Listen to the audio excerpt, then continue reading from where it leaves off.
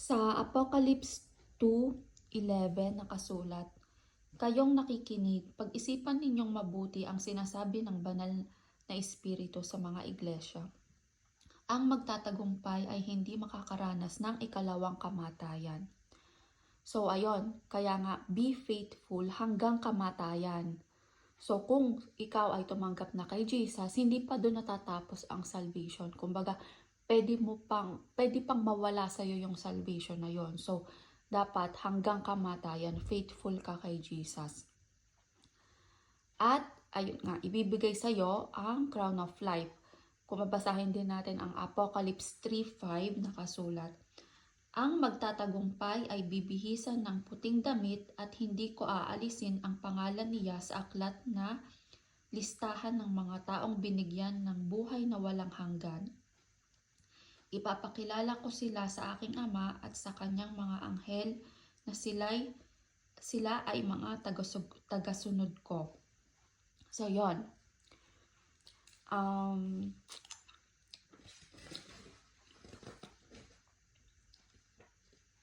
So, ayun, pwede pa nga talagang mawala ang salvation kasi nga, before magkasalang tao, ang body, soul, and spirit ay perfect. Ang body ay immortal, ang soul ay perfect, pure, at ang espiritu natin ay buhay. And nung pumasok na yung kasalanan sa mundo, dahil kay Adam, nang dahil sa isang tao lang, buong sangkatauhan ay makasalanan na rin. Kung babasahin natin ang Romans 5:12, nakasulat yun doon. Basahin natin.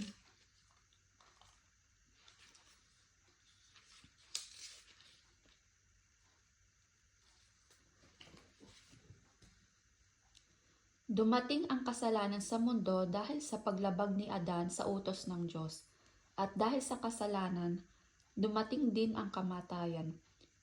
Kaya lumaganap ang kamatayan sa lahat ng tao dahil nagkasala ang lahat." So, ayun.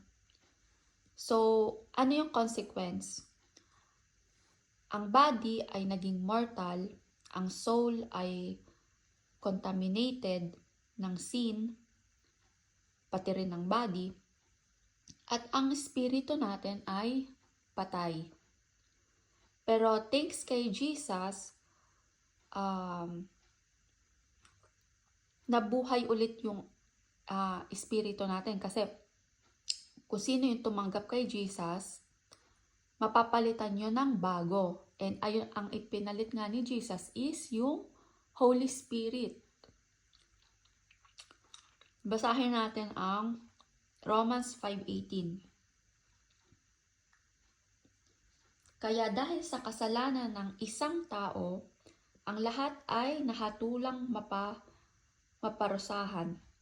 Ganon din naman dahil sa matuwid na ginawa ng isang tao," si Jesus yon, "ang lahat ay maituturing na matuwid at mabibigyan ng bagong buhay."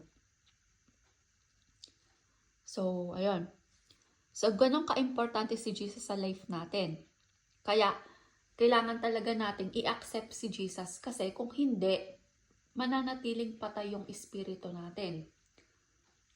So, para lang magkaroon tayo ng new spirit is tanggapin si Jesus.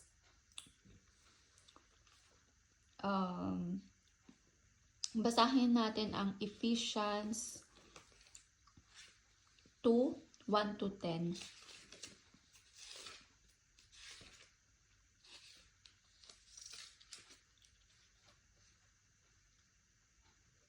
"Noong una, itinuring kayong mga patay ng Diyos dahil sa mga pagsuway ninyo at mga kasalanan. Namuhay kayong gaya ng mga taong makamundo. Sakop kayo noon ng kapangyarihan ni Satanas, ang hari ng mga espiritong nagahari sa mundo. At siya rin ang espiritong kumikilos sa puso ng mga taong ayaw sumunod sa Diyos. Dati, namuhay din tayong katulad nila. Namuhay tayo ayon sa pagnanasa ng laman at sinunod natin ang masasamang hilig ng katawan at pag-iisip. Sa kalagayan nating iyon, kasama rin sana nila tayo na nararapat parusahan ng Diyos. Ngunit napakamaawain ng Diyos at napakadakila ng pag-ibig niya sa atin, na kahit itinuring tayong patay dahil sa mga kasalanan natin, muli niya tayong binuhay kasama ni Kristo. Kaya naligtas tayo dahil lamang sa biyaya ng Diyos. At dahil sa pakikipag-isa natin kay Kristo Jesus, binuhay tayo ng Diyos mula sa mga patay kasama ni Kristo, para maghari tayong kasama niya sa kaharian sa langit. Ginawa niya ito para maipakita niya sa lahat sa darating na panahon ang hindi mapapantayang kasaganahan ng biyaya niya at kabutihan na ibinigay niya sa atin sa pamamagitan ni Kristo Jesus. Dahil sa biyaya ng Diyos, naligtas kayo nang sumasampalataya kayo kay Kristo. Kaloob ito ng Diyos at hindi galing sa inyo. Hindi rin ito nakasalalay sa mabubuti ninyong gawa, para walang maipagmalaki ang sinuman. Nilikha tayo ng Diyos at sa pakikipag-isa natin kay Kristo Jesus, binigyan niya tayo ng bagong buhay para gumawa tayo ng kabutihan na noon pa'y itinalaganan ng Diyos na gawin natin. Amen. So, ayun na nga. So, thanks kay Jesus, meron na tayong bagong espiritu na ayun na nga yung Holy Spirit. So, kaya kung sino man yung tumanggap kay Jesus, yung Holy Spirit ay in us. So, dapat ayun yung maghari. Kasi nga, ano yung nagse-separate between man and God? Diba? Sin. So, kung ang maghahari sa buhay natin ay sin, ang Holy Spirit, aalis yun automatically. Kumbaga parang inactive. Kasi hindi pwedeng magsama ang sin at ang Holy Spirit sa isang body. Diba? Kaya nga sinasabi na ang body natin ay temple of God.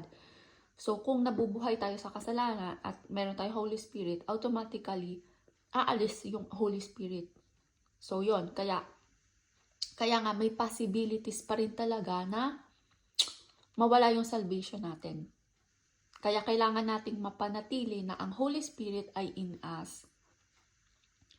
So para mapanatili yon is obedience kay Jesus, diba? Sa Word of God.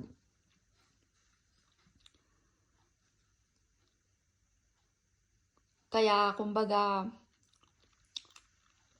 ano ang problema? Ang problema is yung body and soul incontaminated pa. Kaya, kumbaga, kailangan talaga nating i-work out yung salvation. Sa Romans 8:22-23, basahin natin.